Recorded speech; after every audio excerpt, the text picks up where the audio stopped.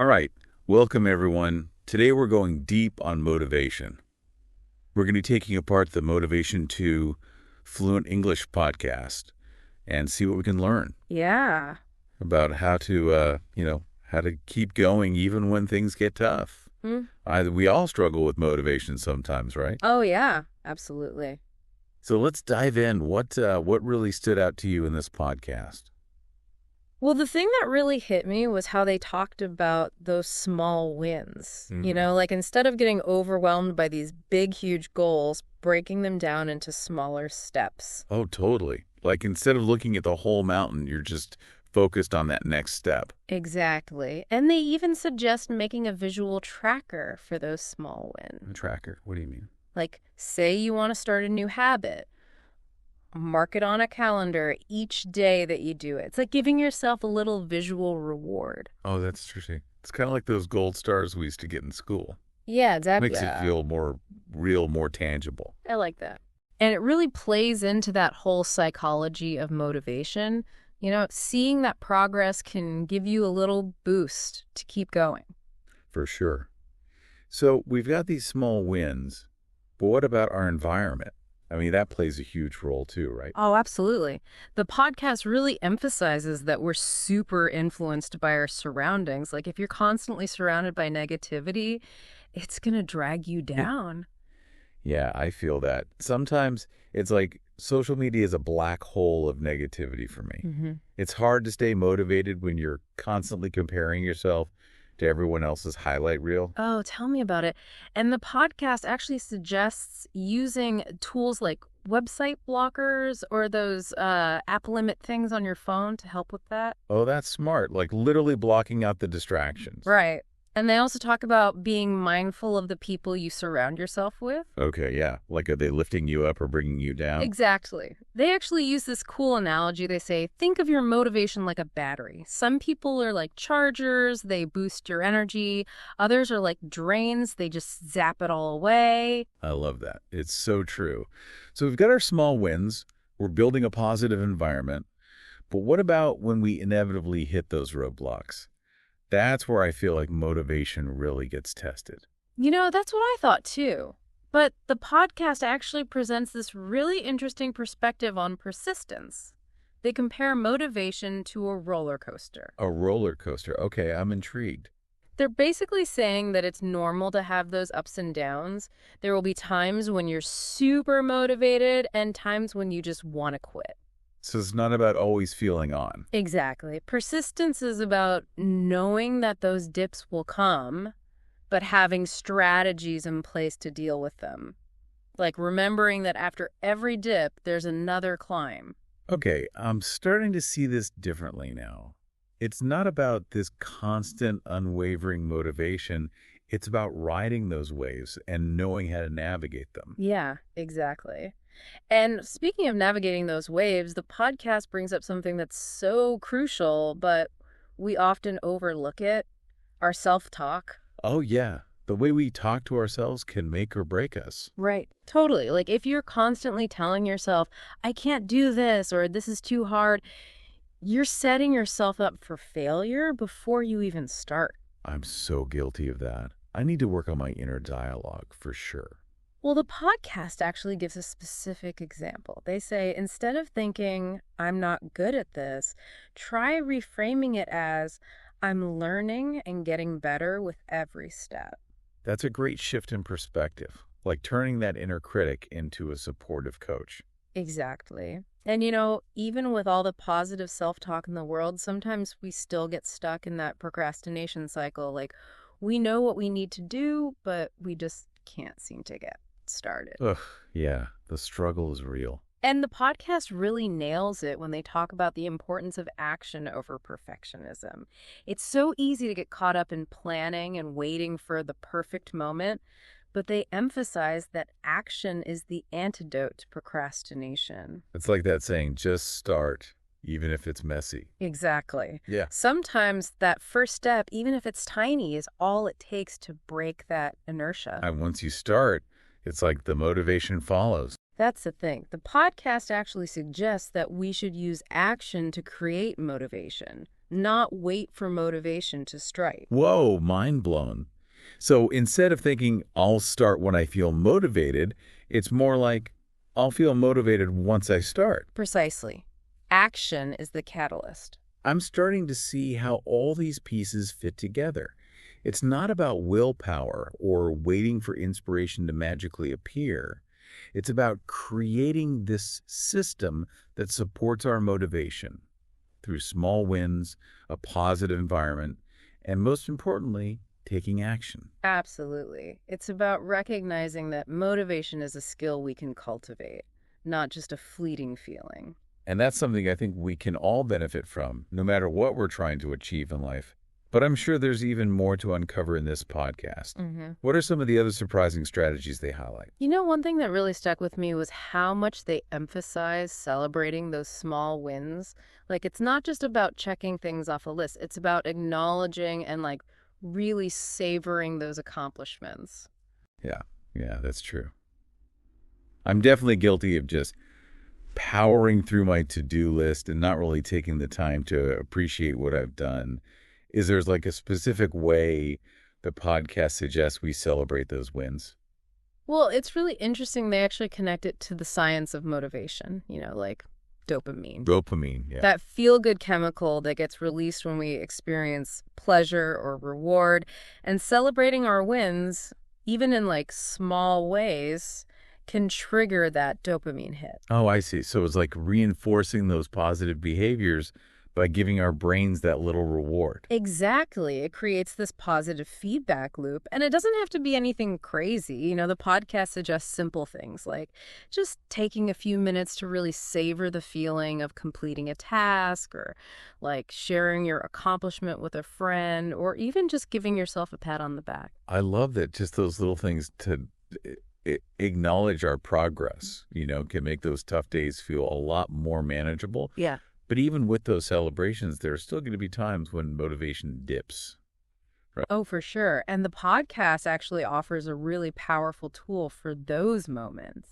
Visualization. Visualization, I've heard of that, but I've always been a bit skeptical. Does that really work? Well, they explain it like this. When we vividly imagine ourselves achieving a goal, we actually activate the same neural pathways in our brains as if we were actually experiencing it. So it's like giving our brains a sneak peek of the reward. Exactly. And that creates this sense of anticipation and excitement, which can be super motivating. They even suggest creating a vision board where you gather images and words that represent your goals. Oh, that's cool. It's like creating a visual reminder of what you're working toward. Exactly. And it can be a really powerful way to reignite that spark of motivation when you're feeling discouraged. But what about those times when you just feel stuck?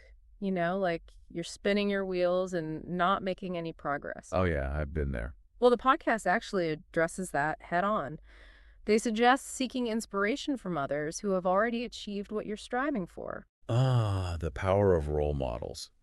I definitely find myself looking up to people who have walked a similar path. Exactly. And they recommend things like reading biographies or listening to podcasts, or even just connecting with people in your field who inspire you.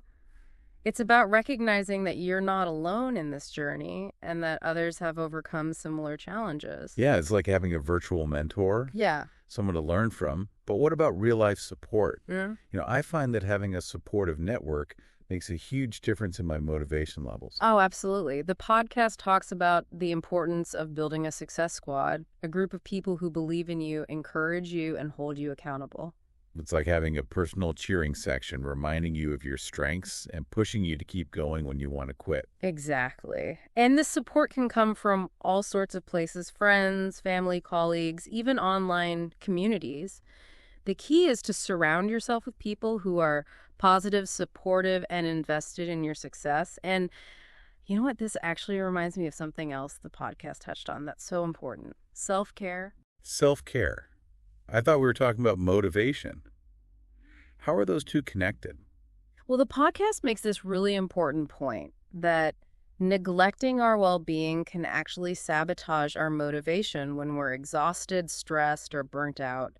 it's way harder to stay focused and productive. Oh, totally. I know when I get caught up in the hustle and forget to take care of myself, I end up feeling totally drained and unmotivated. The podcast reminds us that self-care isn't selfish, it's essential. It's about recognizing that we need to recharge our batteries in order to perform at our best. So what kind of self-care practices do they recommend? They say it's about finding those activities that really nourish you, whether it's spending time in nature or reading a good book or listening to music or taking a hot bath or just getting enough sleep. I love that it's about being intentional about prioritizing our well-being because when we feel good, we're naturally more motivated to pursue our goals. Yeah. But let's get back to the practical side of things. I'm curious to hear what the podcast has to say about goal setting. It's such a crucial part of staying motivated, but it can also feel so overwhelming. Oh, yeah. Goal setting can be a double-edged sword, and the podcast offers a really helpful framework for setting goals that are both motivating and achievable. They emphasize the importance of SMART goals. SMART goals, what does that stand for? So SMART stands for specific, measurable, achievable, relevant, and time-bound. It's about creating goals that are clear, well-defined, and aligned with your overall values and aspirations. So instead of just saying, I want to learn a new language, a SMART goal would be something like, I will dedicate 30 minutes every day to practicing Spanish with the goal of having a basic conversation by the end of 3 months. Exactly. That's a perfect example of a SMART goal, and the podcast takes it a step further, suggesting that we break down those larger goals into smaller, more manageable milestones. So it's about creating those stepping stones along the way so we can celebrate our progress and stay motivated. Absolutely. It's about making those big, audacious goals feel less daunting and more attainable. And you know what? This brings us full circle to our conversation about small wins. It's those consistent, incremental steps that ultimately lead to those big transformations. I'm starting to see how all these different pieces fit together. It's like creating this mosaic of motivation where each tile represents a different strategy or insight, and when they all come together, they create this beautiful and powerful picture. Okay, so we're back for the final part of our deep dive into the Motivation to Fluent English podcast. And we've been talking about all these cool strategies like celebrating those small wins and using visualization and building that supportive network. It's really amazing how it all comes together. Yeah, what's really been hitting home for me throughout this whole conversation is how the podcast really focuses on making sure that what you're doing, your actions, actually line up with your values. Like what's important to you. Yeah, I think that's where a lot of people struggle, right? They set goals based on what they think they should be doing or what other people expect of them, and then they wonder why they're not feeling it. Right. It's like the podcast uses this metaphor. Imagine rowing a boat upstream. If you're going against the current, it's like super hard. You're fighting that resistance the whole way. But if you can get your boat aligned with the current, it's smooth sailing. Oh, I love that visual. It makes me think about how much energy we waste when we're trying to force things that just aren't a good fit for who we are. Exactly. So they really encourage everyone to take the time to figure out what their values are, like what matters most to them. It's like figuring out your why, right? That driving force behind everything you do. Yeah, and once you know your why, it's so much easier to set goals that actually make sense for you. Gives you a sense of purpose. And that purpose fuels your motivation, for sure. But, even when we're working towards something we're passionate about, there's still going to be challenges along the way. Life happens, right? Oh, absolutely. And that's where resilience comes in. The podcast talks about how important it is to be able to bounce back from those tough times, those setbacks that we all face. I used to think that resilience was something you were either born with or not. But now I'm realizing that it's something you can build over time. Yeah, the podcast actually calls resilience a skill, not a trait. Like, the more you go through challenges and learn to overcome them, the stronger you get. It's like working a muscle. The more you use it, the stronger it becomes. And every time you face a challenge, every obstacle you get past, that's like a win. Another deposit in your resilience bank. And that goes back to those small wins we were talking about earlier, right? It all ties together. Exactly. And they suggest, like, instead of getting caught up in the why me when something bad happens, try asking yourself, what can I learn from this? Oh, I like that. It's Yeah. about finding the lesson in the struggle. Yeah. And then along with that comes self-compassion, being kind to yourself, especially when things are rough. Oh, that's so important. It's so easy to beat ourselves up when we make mistakes. But the podcast reminds us that everyone messes up sometimes. It's totally normal. And dwelling on it just makes it harder to get back on track. So it's about learning from those mistakes and moving forward with kindness towards ourselves. Exactly. This has been such a great conversation. We've covered so much ground. I know, right?